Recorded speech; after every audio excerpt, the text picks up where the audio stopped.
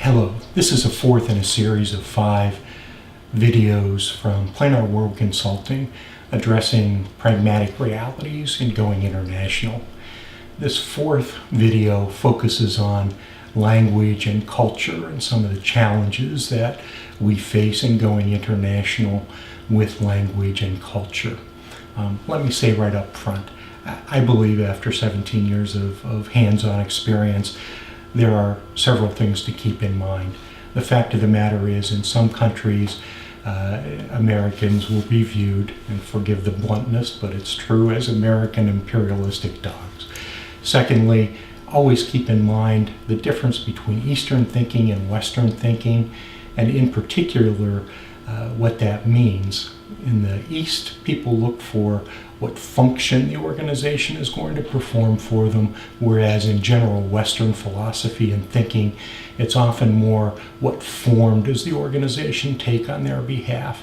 And although very fundamental philosophically, these are important considerations for you to keep in mind. And thirdly, some people look for the headquarters organization to be aggressive about things, and other countries and cultures look for the headquarters organization to be a bit more passive in its management and its guidance. It's usually pretty easy to recognize which countries are looking for which approach, but if you can at least be sensitive to that, it often helps with the working relationship with the international colleagues. Let me focus a few comments on language. There's a great deal of talk about how do we overcome the language barriers. At least in my experience with a trade association comprised of corporate affiliates, the language of the global business speaking world today is English. And most people that you'll be dealing with have at least some knowledge and ability to speak in English. You might consider making English the official language of the organization and conducting your meetings in English, at the same time providing for simultaneous translation as your resources can afford. But if you do so in English, keep in mind that with the language and cultural differences, there might be a lot of agreeing and head nodding, which looks like agreement. Always make sure your colleagues understand what the discussion is about, and if there's any vote on direction or goals or strategy, that they understand what they're voting for. Just as an aside, I'm fortunate enough to be married to a British school teacher, and I never considered myself bilingual until now, but after being with my wife for some time, I do believe that I have attained proficiency in speaking English, whereas my native language is American. Things as fundamental as that you should keep in mind, and I don't mean to make light of that, except from a standpoint of, I found in my experience, a little sincerity goes a very long way. A little knowledge of one's other countries whose colleagues you're working with is appreciated and makes you more comfortable. And if you can even learn just 2 or 3 words in another language, to be able to say hello and thank you with a smile and sincerity, frankly, in my experience, it goes a long way toward helping to overcome cultural and language differences. Not entirely, but it's at least a start in developing and establishing a good, trusting working relationship. And I say that because of the next point under this, which I would describe as the microscope. Particularly in your first several visits to another country, your colleagues will have a full schedule for you of meetings to try to optimize your time there. And take that into account, but also please remember that chances are you will be under the microscope every moment of the day that you are with them. People will be looking to see how much knowledge you have of the industry, how much of a plan you have relative to the organization going globally, and quite frankly, if they believe they can trust and like you in working with you in taking the organization international.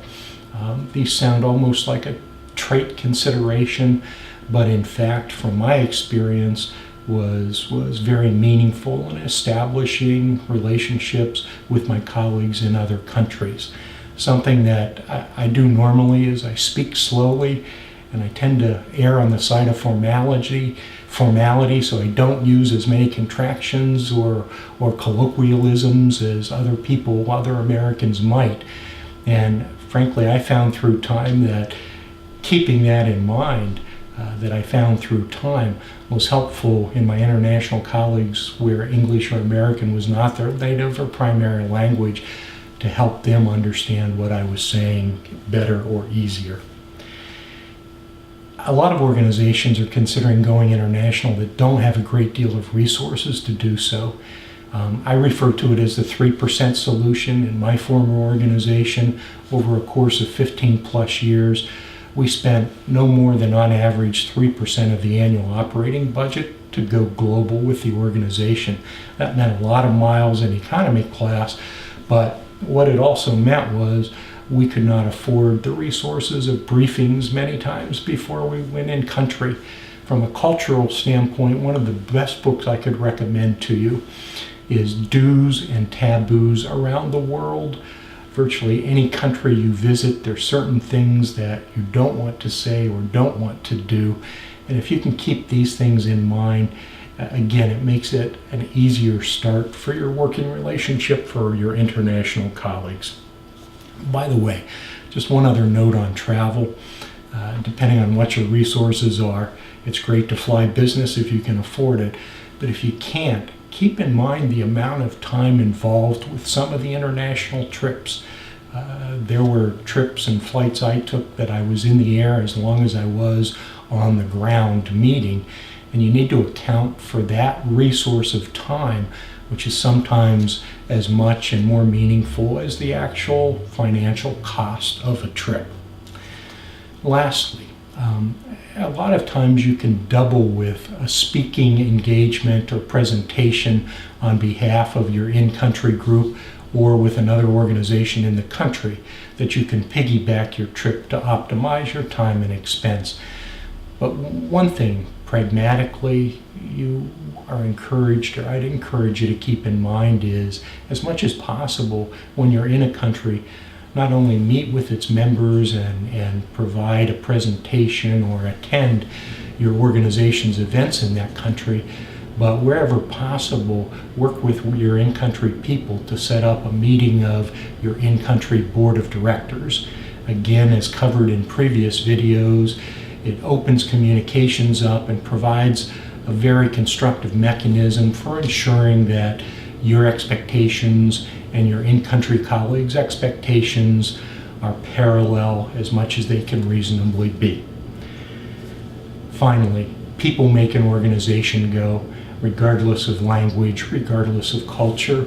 If, as covered in a previous video, you're fortunate enough to have found the right people to work with in country, this will help you with people making your organization go in country. But whatever process, whatever governance, whatever programming you observe, keep in mind not only your relationship with the existing management and volunteer leadership in country, but as that changes, maintaining the new leadership's understanding of what has come before and where the organization is at in country. And these are some considerations we offer in the fourth of the series of videos about practical realities and going global, this video having focused just a little bit on the discussion of language and culture. Thanks very much.